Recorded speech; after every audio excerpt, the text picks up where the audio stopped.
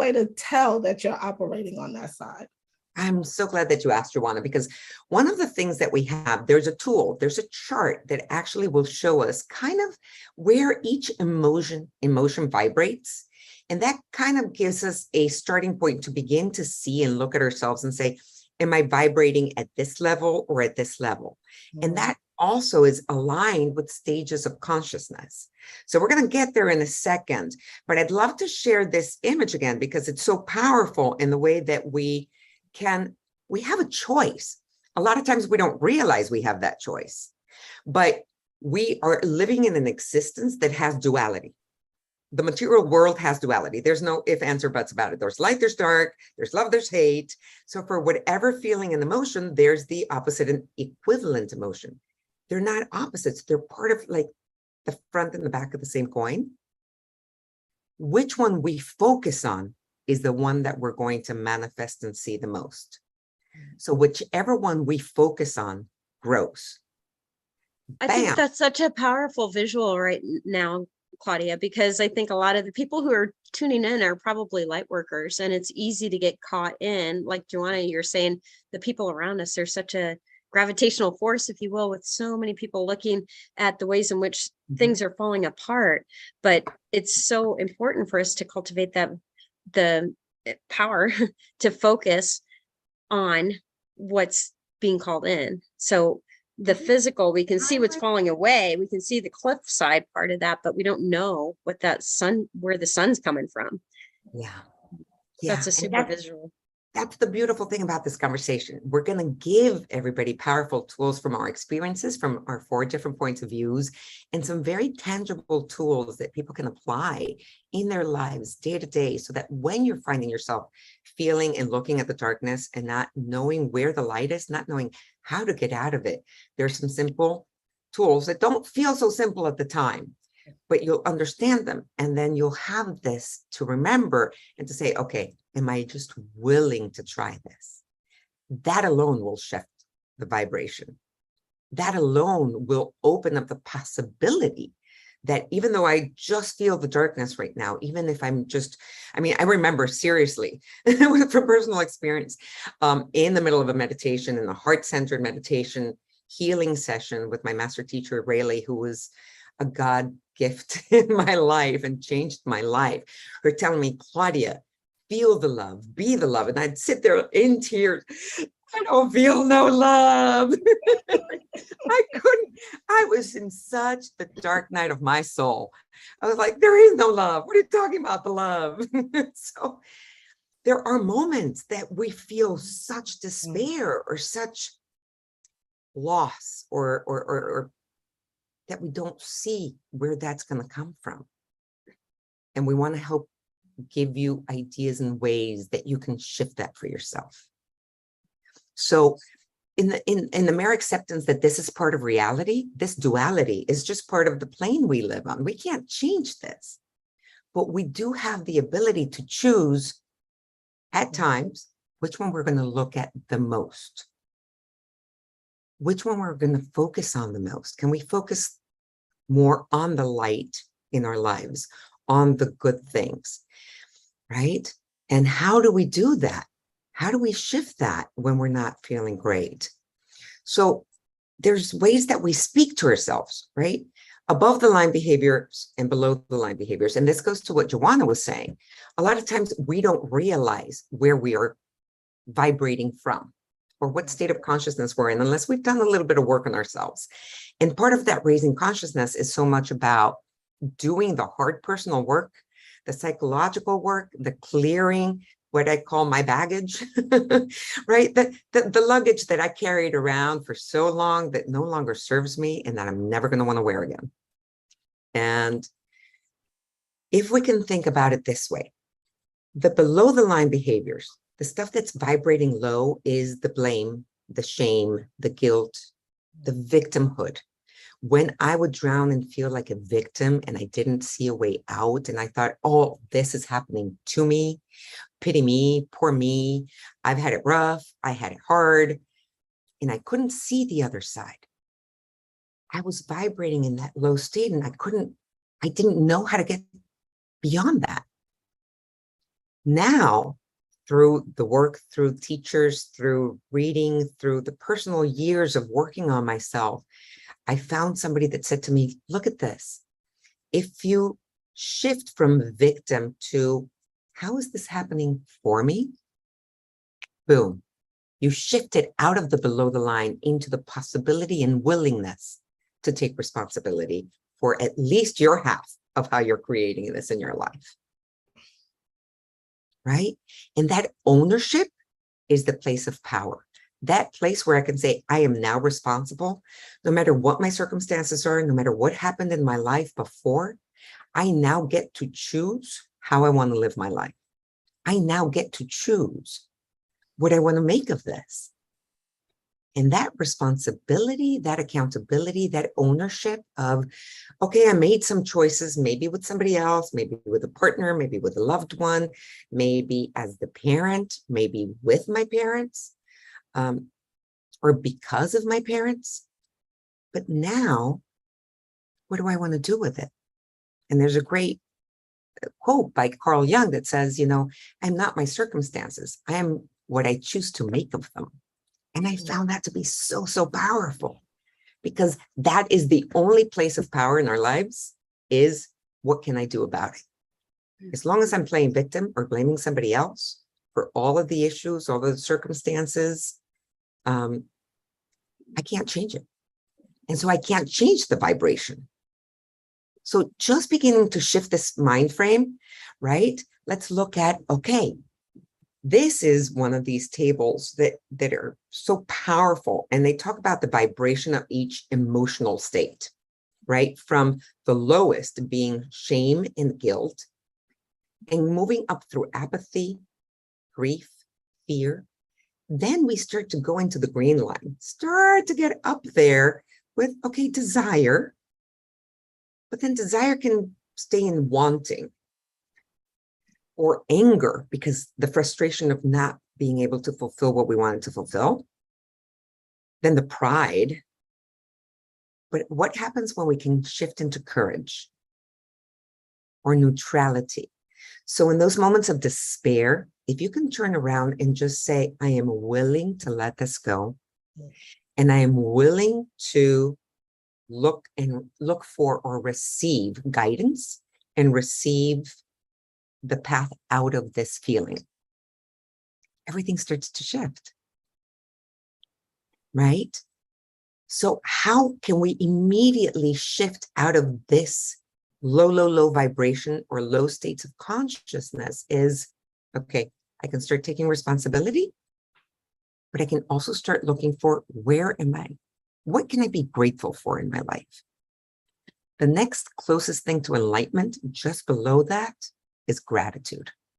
Gratitude is the highest possible vibration that we can experience on this plane, next to enlightenment. Peace and gratitude. That grace of surrender and saying, okay, what can I be grateful for no matter what is happening in my world? No matter how dark a moment seems, no matter how out of sorts I feel, no matter how difficult a day I had. Right? And let's look at, okay, so if we look at this vibrational wave and these feelings, right? Where do you find yourself more often than not? Look at those words: forgiveness, optimism, trust. Can we do daily affirmations? Does that help us raise our vibration when we're going through difficulties? Right? Or when that state of despair, we've lost someone we love dearly, can we look at the love and the joy they brought us? Will that shift us from the despair? Pretty immediately. Right? So we each have ways and tools that we've learned along the way to be able to shift our vibration and raise our consciousness. And I'd love for all of us to share a little bit what tools and what we use. The greatest gift for me has been gratitude. to be able to look at any given situation and realize that gratitude is the highest possible vibration next to enlightenment. So I kept asking myself, what can I be grateful for? And if I couldn't be grateful in that moment, I mean, there's always something that I can be grateful for. But if I couldn't see beyond that moment, it would be, okay, how is this happening for my highest purpose? If I believe in the divine intelligence, that there's an energy that's got my back, there's some method to the chaos. There's some divine truth in all of this that has the love and that has creation. There is such perfection in creation, just looking at nature, that this can't be haphazard. So then I trust by going into the gratitude of, what can I be grateful for? Or how is this happening for my highest purpose? And then I can switch into gratitude a little bit. Carol, tell us a little bit about the tools that you use, please. Well, first I want to back up a bit because as you were going through this, one of the things that came up for me when I was beginning my journey was, when someone said that I am responsible and I create my own reality, I was pissed off. Yeah. Said, what the heck are you talking about? But I didn't use heck, obviously. Yeah, me neither.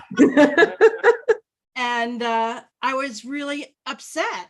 I said, how dare you say that I'm creating all the things that are happening to me?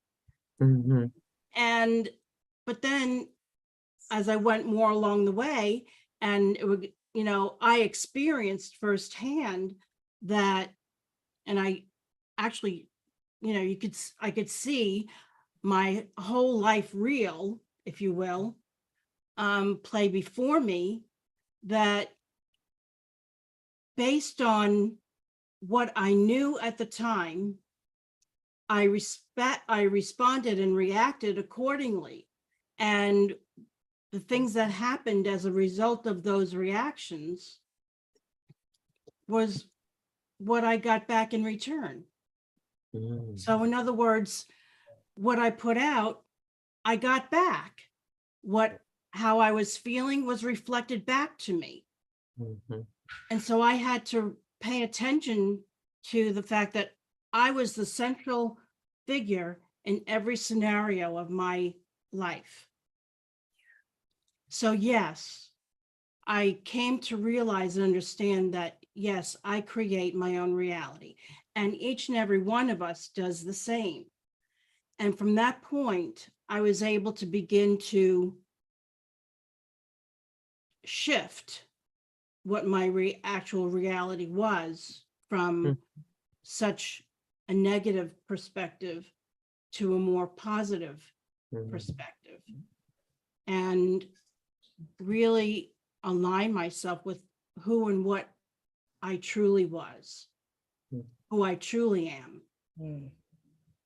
And then, gratitude kicked in, love kicked in, because I could actually feel my own vibration raising and rising, and I could see it around me.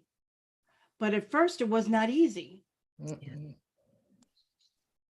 Oh, I agree. And this took a while. I mean, this is years in the work, right? And sometimes I was in a beautiful workshop today, and our beautiful master teacher was saying, each person's path and journey takes however long it takes. Some people are going to get it immediately. Some people are going to get it next week. Some people are going to get it a few years down the road. You're going to get it when you're ready, and through the circumstances that will lead you there. Sometimes they're hard ones. Sometimes they're traumatic ones. We talked a little bit about this on our first show. Sometimes there's that aha moment that is a gift. But I, like you, Carol, and I'm so glad that you brought that up. Thank you, because it's so powerful. Because when somebody used to say, well, you're responsible for creating your life, I'd be like, F you. I'm did not create this and this and this and this and this. Then there's the understanding also that so many of our beliefs are unconscious beliefs, subconscious beliefs that are actually ruling the way that we make the choices moment to moment that we're not aware of. And they're saboteurs. And there's some ways sometimes that we're used to doing it a certain way. We don't know any better. We didn't know how, or we weren't taught how to do it positively, or how to do it responsibly, or how to do it consciously. Right? So it takes work.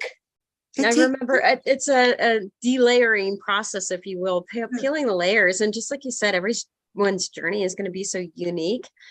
For mine, my childhood wounding was a lot about abandonment with the crummy dad that runs off. And so I was recognizing I had gotten to a point in my business where I was partnering with other people, and I was always waiting for them to give, bring their part of the deal to the table, if you will. And I was in this incessant waiting, and I'm blaming everybody like, gosh, I could move forward if it weren't for this and this and this.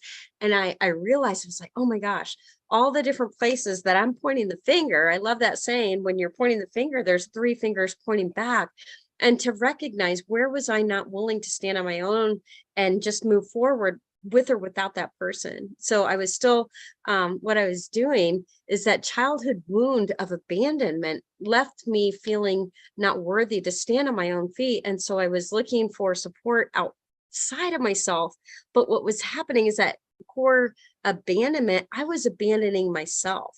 So I was not believing in myself enough to stand and take charge, do my own success first, and then layer in collaborations and other ways of playing with other people.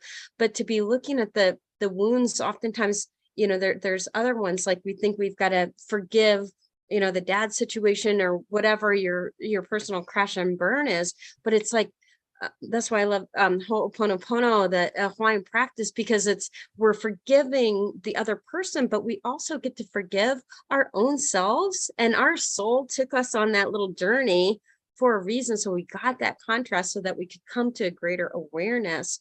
And so self-forgiveness, self-abandonment, self-flatulation, self-blame, think about it in both directions. Oftentimes, I think we're looking to just forgive from the outside, but to recognize, how are we? There's no more powerful words than the words we say to ourselves. And just like you said, Claudia, so much of that chit chat is happening. We're not hearing it, and it's in that subconscious. We're not even aware. So I love how you use the question to tease out, because the quality of our lives is really driven by the quality of the questions. And we might be asking, like, why is this happening to me? Why is this happening again? It's like, no. Assume everything in your life is happening for you. So I love the question that, what in this, or, is for my highest good? Or I like to think of, okay, what haven't I been paying attention to that got me into this hole? And then, then how do we get out? Because once you get the lesson, man, things can shift quickly. I love that. Yeah. Oh, I love that, Kathy. Thank you. And how did I contribute to the situation? A little responsibility sometimes is that, okay, what did I not pay attention to? What did I pay attention to? How can I shift it and change it? How could I do it differently next time? Even that question. Look, that taking ownership is huge. Yeah. I want to say I call them growth periods. So I just went through a growth period with taking ownership. And it was with my ex-husband. Similar to Kathy, I feel like certain processes I had to grow through was that abandonment and being able and standing on my own.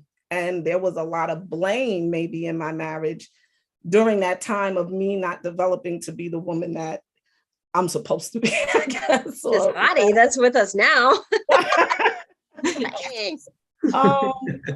But I had to take ownership and realize, like, some of the things I was doing was really hurtful. And how I feel like sometimes it comes is it may show up and you're like, was that me? Oh my goodness. that Yeah. was me. And that's how it showed up for me, I would say. And I think that's when you are really raising your vibration, is when you can say, I was that person and apologize for it and be able to move past it and genuinely feel that. Because sometimes I got to say, it took me a long time to get to that place, because I was saying, I wasn't that bad. You know, you think you weren't that bad. You did everything you were supposed to do. But it's not about being bad or good, is how I say it. It's just something that doesn't serve me, that doesn't serve other people as well. So I had to really take ownership of that. And taking ownership is huge with raising your vibration. It really is. Or It's just the, like you said, kind of the making Right amends, the 12-step process talks about, and it's never too late to go back, been divorced 20 years. There's no reason you can't go back and say, wow, I have a new perspective. I really was a shit back then. Sorry about Right. that. And it, I doesn't didn't know mean any better. I mean, we Yeah. all make mistakes, right? That's how we learn. I mean, how many times have we fallen on our diapers before we learn to walk? Right. It takes time. It takes processes. We got to keep trying and trying and trying. The key is choosing to get up every time we fall. I mean, I'm going through things again for like the third or fifth time, and I'm like, wow. And after 30 years of personal work and spiritual work, and how did I create this again? So obviously there's something there still for me to learn. And sometimes I think it's to go deeper. Exactly. That's true You too. may have gotten a lesson, but now it's time to take it a little deeper. Because some of our stuff, like Kathy is so deep. You're going back to childhood. Some things happen to us at birth, and then there's past lives that we have to sometimes That too. touch on. So it's every time And, we go to another level, and can we it's forgive ourselves as well, Joanna? You said something just before that was so powerful.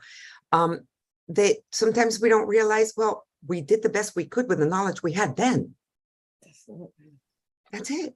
I was 22 when I got married. I did the best I could freaking do. You did the best you could with the knowledge you had then.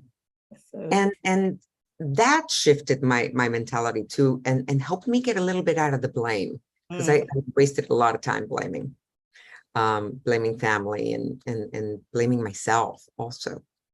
Yeah. For I making kind the of wrong took decision. a inventory at that point in time when I was talking about the business thing. I just did an inventory of everywhere I was blaming or feeling powerlessness, and just like your chart there, powerlessness, those things that are below the line. And I love the word that you highlighted there about the neutrality. When we get to the neutrality point, to be able to step outside of that, not feel the emotions, because we are not the emotions, we're feeling the emotions. Emotions are actually kind of like our guidepost. Are we aligned with what our soul is really asking for at this point in time?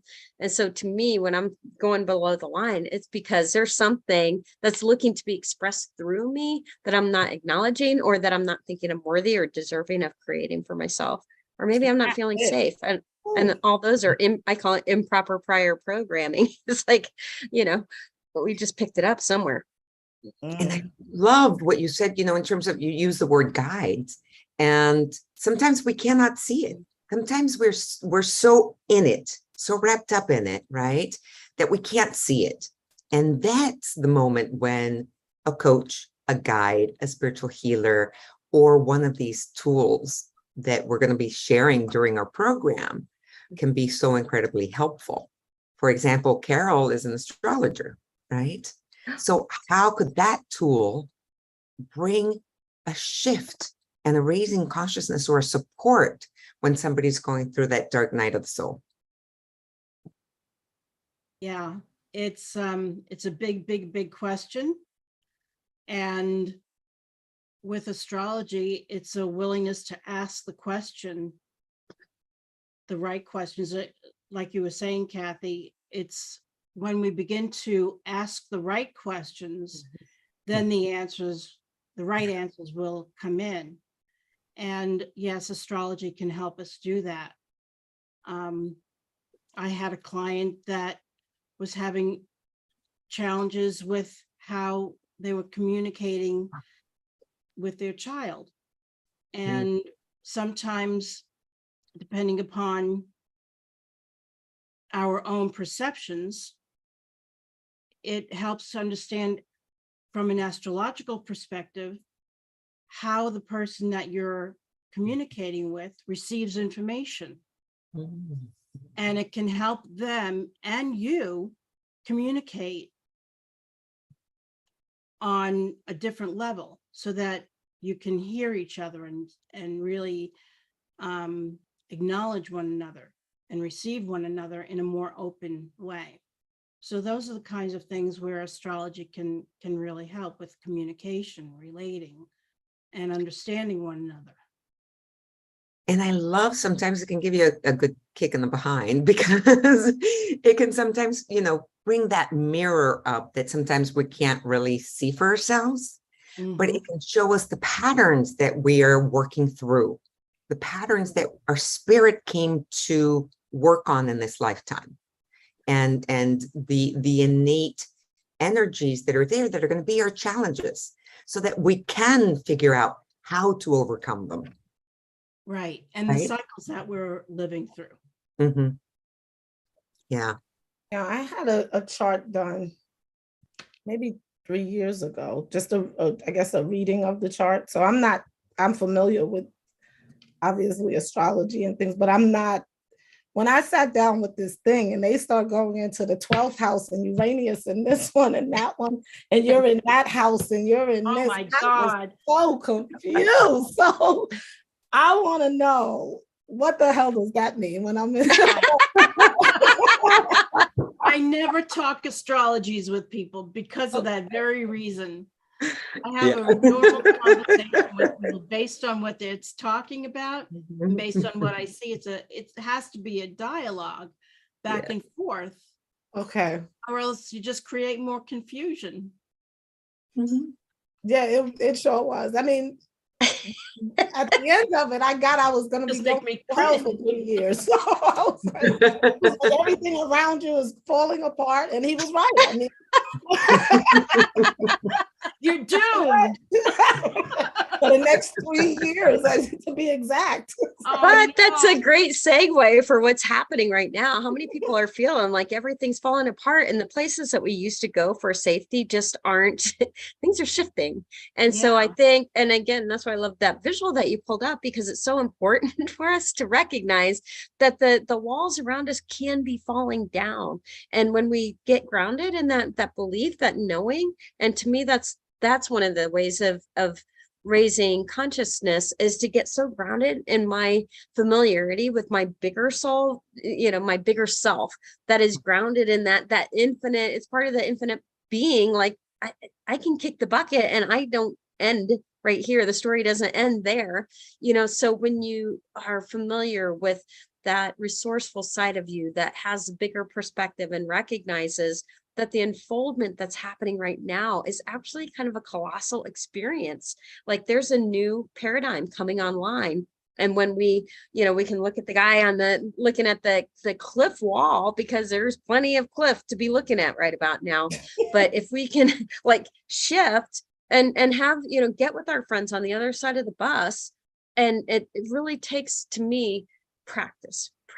Our brains are brilliant, and it's through that perspective and how we use our practice, and how we the power of focus on that positive, to me, is where it is. And just like you said, the practice might be the gratitude, the practice is coming back to love, practice is meditation and ways of quieting the external, so that we can hear that internal voice that is speaking with wisdom of, this is happening for us in a greater unfoldment. And actually, I think, to me, I think of the next level of consciousness, we shift from victim to like, I'm a co-creator. But even beyond that is that life is happening through me. Like God is playing through me. He's got no arms and legs. He's got no preference on, chocolate or vanilla. So recognize that life is happening through us, and that we get to be part of like God's hands and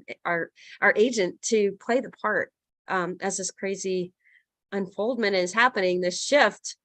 we don't know where we're going, and we're all in this together, and we on some level chose it. So just recognizing, again, bringing the questions into play to focus on how positive this can be. Mhm. I'd love to share a little caveat here.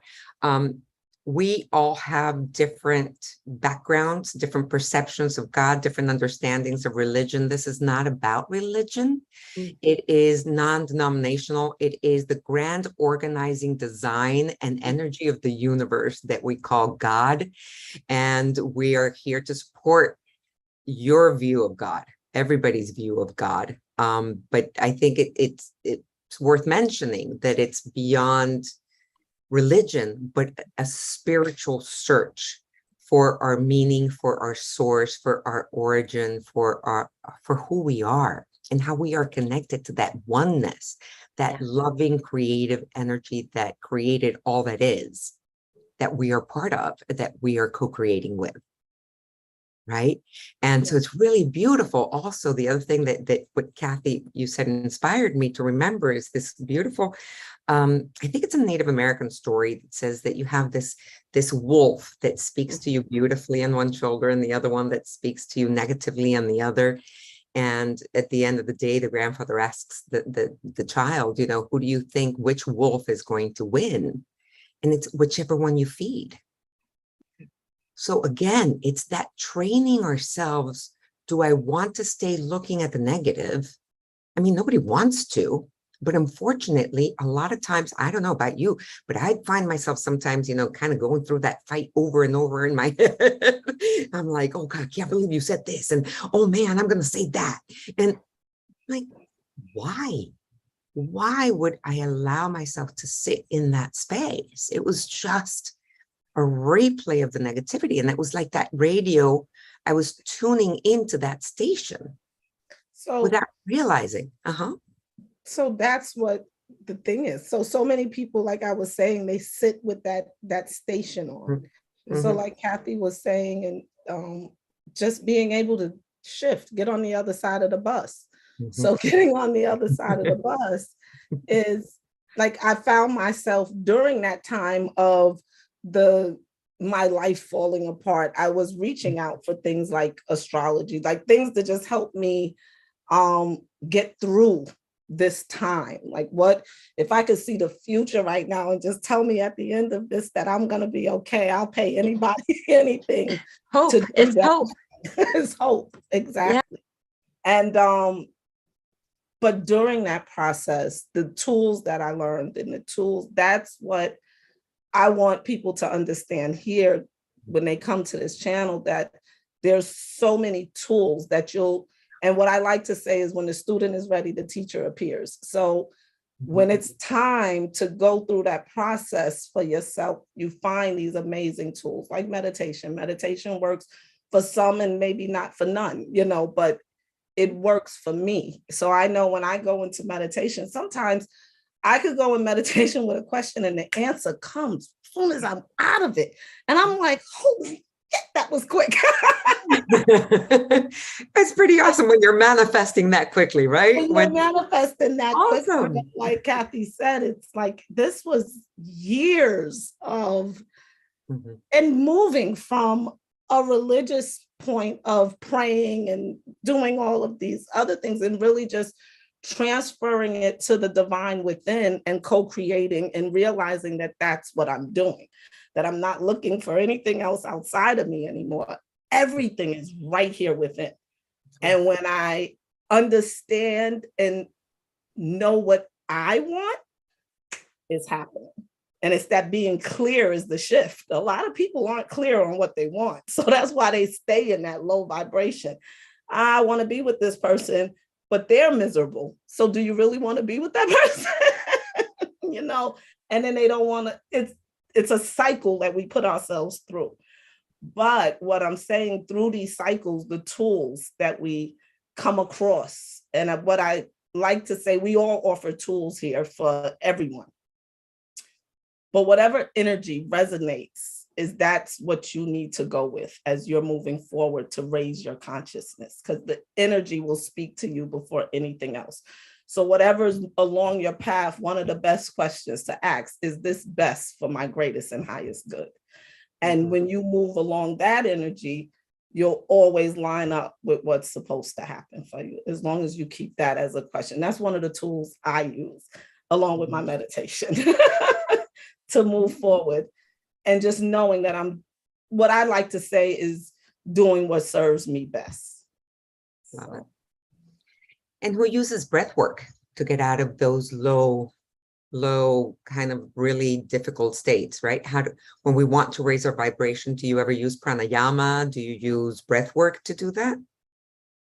Yes, Yeah, I use the everybody. pranayama. Yeah, Nice. I love pranayama because it really, on a very physical level, gets me in touch with my breath, with the breath. Mhm. And the other thing that I have done, which I don't think I've ever heard anybody talk about ever in the years that I've been doing any kind of work, is touching objects. Mm. It's a very, very intentional exercise.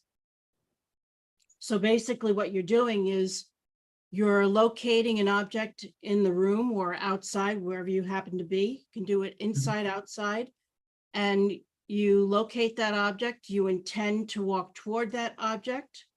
And then once you walk toward that, walk up to that object, you intend to touch it. And then you touch it and you like make it real.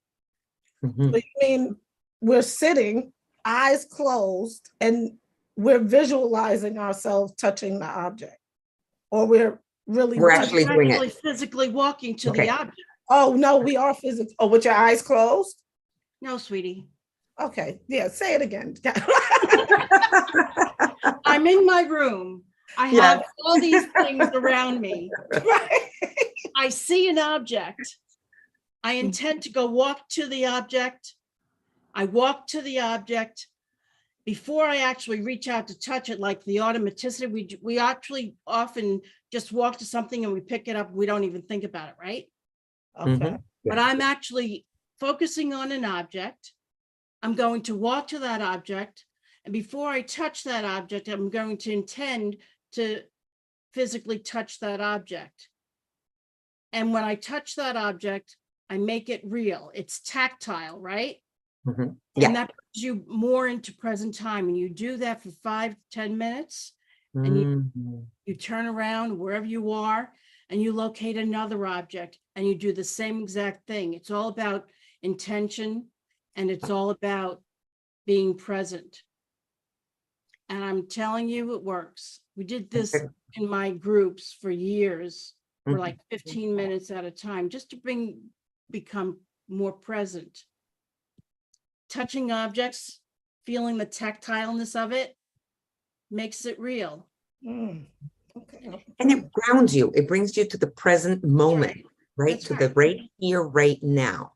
In the Yes. right here, right now, unless you're in like an emergency or in a burning building, the right here, right now, you're usually safe. And you're usually in a state where you can make that choice to say, okay, I've piggybacked a little bit on that, Carol, with choose objects that have an emotional connection for you, that bring you joy or that represent love. And that will add another layer to that vibrational response, where that tactile, okay, this is here, right now, real, right? What am I seeing? What am I smelling? What am I touching? What am I feeling?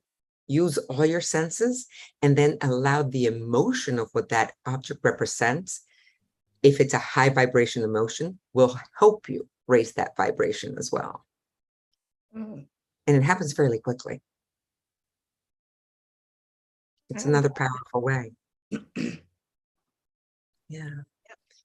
And in pranayama, does anybody have a particular type of breath work that that soothes you or that supports you that you'd like to share? Well, I actually have an app that I use, Mm-hmm.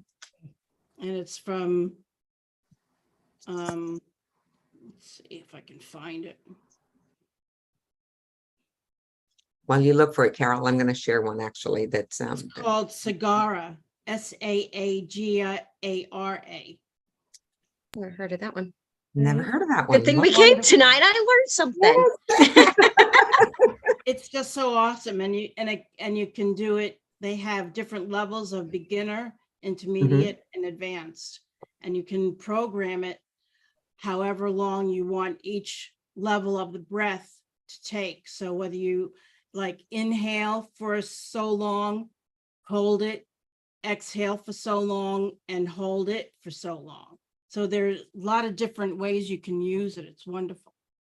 Oh, that's brilliant. Thank you. I love learning new things. And actually, I'm going to put the name of it in the chat for people Please to do. check out. Please do. That's going to be my new toy. I'm so excited. I'd like to share a quick one that people can use. And this is the one that I personally practice the most, because I tend to find that if I feel stress or anxiety of any sort, this is the breath work that automatically calms me down. And it's deep inhales through the nose, expanding your lungs as much as possible, and then exhaling as if you were blowing out candles on a cake. Mm.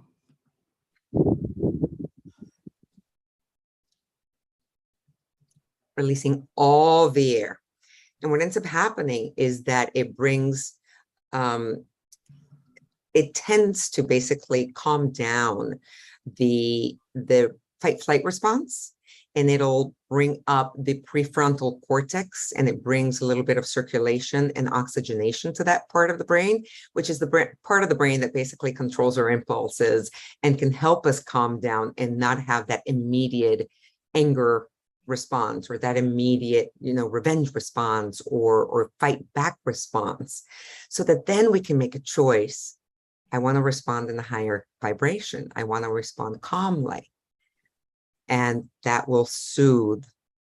A few of these breaths will help that prefrontal cortex come back from the fight flight response. That's awesome. Yeah. But I think you really brought up a good point, is when we're talking about raising consciousness, oftentimes we're in the fear, the doubt, like all the things that are happening right now, and just coming back to the present moment, because we can't change the past and we can't live in the future. And just such a powerful thing of living and expanding this moment now. That's what I like to get to, is how of thinking of this moment as timeless. Because what if, beyond this time and space kind of a thing, like it's just a construct that we created.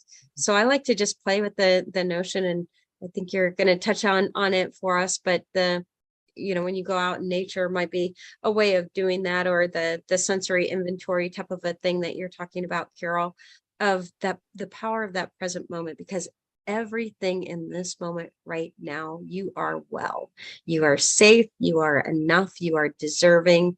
Like every possible worry you could have is taken care of. And so I like to come back to that as a grounding practice of whatever type walks you there. Yeah, it's all we have is now, right? Exactly. There is no past and there is no future in the now. Mm-hmm. And that's why it's called, the gift is in the now, right? That's why it's called the present, something like that. So I love that, since we make recommendations of all sorts, one of these really powerful books is The Power of Now by Eckhart Tolle. Mm-hmm. And if you haven't had a chance to read it, we highly recommend it, because that's one of those game changers that will shift your perspective in so many beautiful ways, that it's a wonderful book to go through. But basically it talks about that.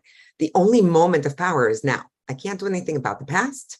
And right now I get to choose my future, but I'm not living the future yet.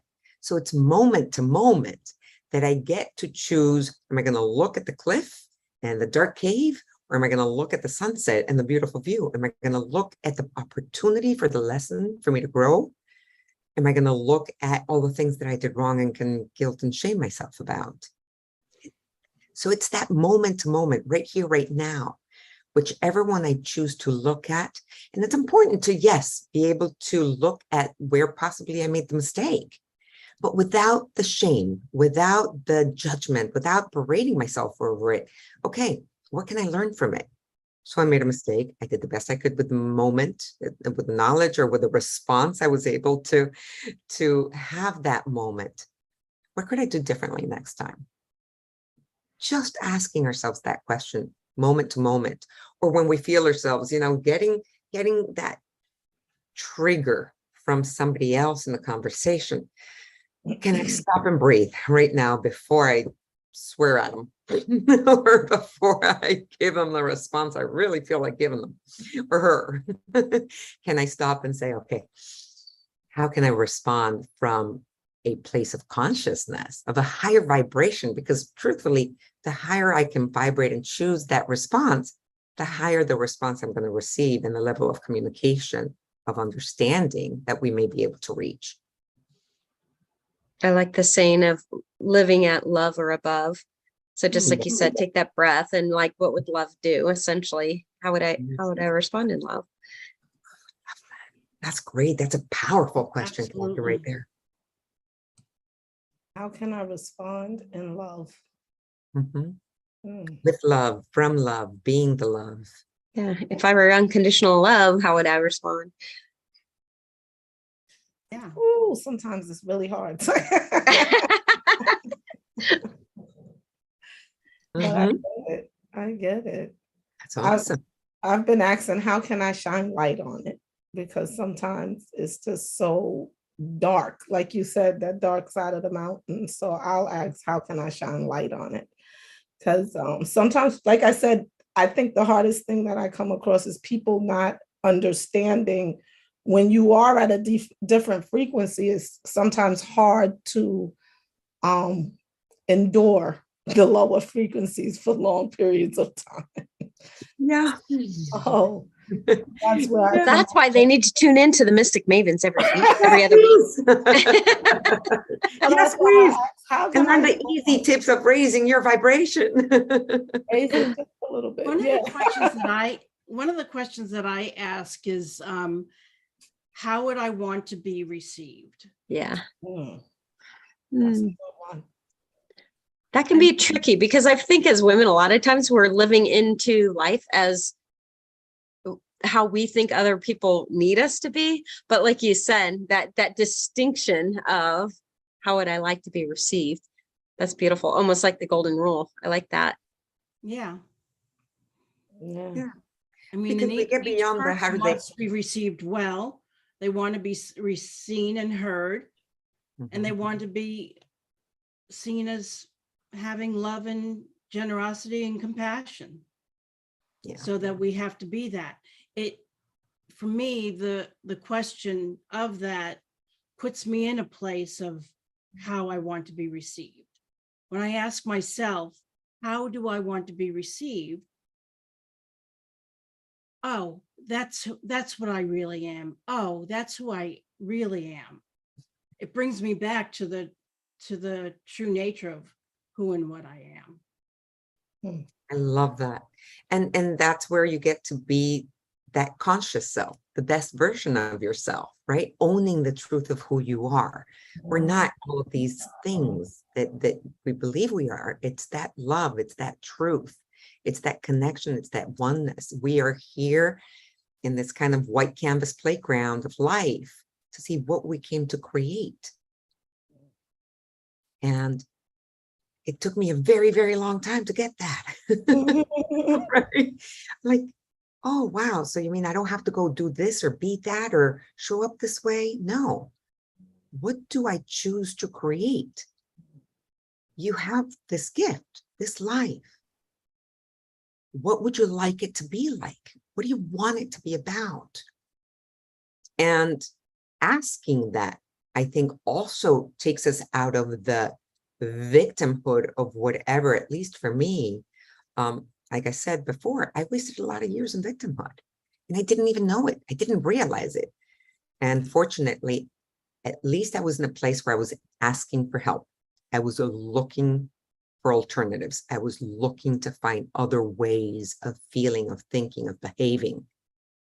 And that willingness shifted the vibration. That willingness allowed me to experience the teachers, the tools, the books that have brought me here today. Yeah. And the reason why I And- think we're all here sharing what we're sharing, right? Because But we I want think to support. I just want to highlight what was so beautiful about what you said is that you were seeking and you were ready. There comes a point when we've been, getting along well enough. So we're rolling and life's pretty good. And then there comes that time when it's like, okay, the wheels are falling off or this pattern's showing up again. And so the only way to me to release those old vibrations that we've been accumulating over time. You mentioned the emotional baggage. It gets heavy after a time. If I'm going to be 60, that means 50 years I've been dragging around some of this stuff. And the only way to get through it is to look it in the eyes. And half the time, well, not 80% of the time, the 80-20 rule is when you look at that dragon, it's like, it's this little guy. It's not this big thing that we made it out to be. But to me, that's one of the easiest ways of just offloading all the heavy vibrations. So talking about raising our vibration, or the beautiful work of Brene Brown, and she talks about shame. Shame is one of the lowest actually the lowest vibrating. And that really all it takes is bringing it to light. Like we're shoving it into the corner up against the cliff. It's like, just bring it to the light. And especially when we can be brave and share it with other people, it's like we're all going through this crazy human journey. And maybe my shame is a little different flavor than Joanna's. It's all shame. And then, okay, so another practical tool that we can use, right? When we're in that state, are we willing to forgive ourselves? Mm-hmm. Can we just ask that question? That automatically shifts and raises the consciousness and the vibrational level. No matter what I'm feeling, am I willing to look for support in a guide, in a coach, through a tool that will mirror to me what is happening, that I can make it more conscious, I can become more aware, whether it's numerology, tarot, whether it's astrology, whether it's a coach, a life transitions coach, right? Can I ask myself, am I ready to just receive hope, a possibility? Can I go into willingness to get support and guidance? That in itself will shift the vibration, right? And I'd love to share this chart again for a moment, just to make sure that we kind of went through all of them and that people get to see them for a moment as well. So going and asking, what can I be grateful for? Right? Thinking about someone that you love or something that you love, and holding space with that love will shift your vibration. Looking for support and guidance, right? Affirmations. We haven't really talked too much about affirmations yet, but thinking those positive thoughts. So we're going to talk about those for the few minutes we have left in a moment. Forgiveness. Can I forgive myself? Am I willing to forgive the other person? If it's somebody else involved in my life that's created this emotional state for me, or that I'm experiencing, not necessarily created it, but whom I co-created it with, right? And can I surround myself with beauty? That being music that brings up my vibration, or friends who will support me and just hold space for me and listen. They may not have the answer. Sometimes we're not looking for the answer. Sometimes we just need to feel heard. But if we're not, can we write about it? Can we journal about it? Can we release it into a piece of paper and throw it in the ocean, burn it up afterwards? Whatever we need to do to release it, right? So would you ladies care to share a couple of positive thoughts and affirmations that we could use as practical tools also to raise vibration? One that I say a lot is, I am safe to be safe. Because safety was a big thing for me, or feeling secure. So it is safe to be safe. It's simple, but it works for me. Yeah. Beautiful. And I want to invite people to recognize that sometimes affirmations aren't going to work because it's such a stretch from where you are. And so here's what happened to me when I started as a coach years ago. The format that we used, it had a visual, and there was self-love in the middle.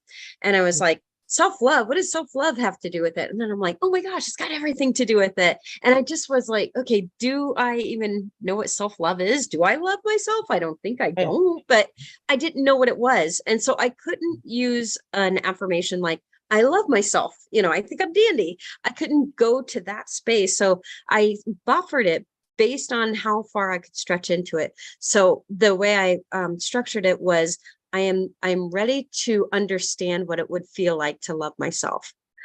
And I said it each, you know, I would visit that and spend time with that every day. And then there was a day that I forgot to add the extra stuff in there. And I had arrived at self-love.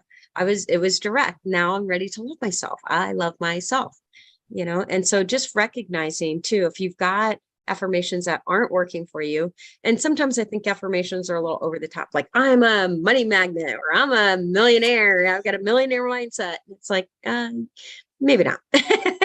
I can totally relate to that, Kathy. When we can say statements that are truthful to how we feel, and still not, you know, because for me personally, an affirmation is a negation of a negation. If it doesn't ring true for us for where we are now, then it's, you know, what's the point? And you'll call your old bluff. You'll be like, that's full of it. Like you'll hear it, exactly. you hear yourself say it, and you're like, you won't believe it. If you don't believe it, you can't possibly manifest it. Exactly. Yeah. Exactly. But I like how you said that because it's really time, ladies. So do we want to? We're really at the 5 o'clock mark or this 8 o'clock mark. This has been an awesome conversation. Yeah, this is really great. And maybe we can put the visuals that you put on the website. Did you know we've got a website, mysticmavens.us. And so if you want to know what shows are coming up in advance, you can pop on over there and see what's going on. And we'll start a blog as of tonight with some of these beautiful visuals and a list of things that you can do to raise your consciousness. And I'd love to remind everybody as well that you'll get to see the shows that are coming up, which Kathy just mentioned. But then if you show up live, you can get to ask us questions on the spot that we can answer.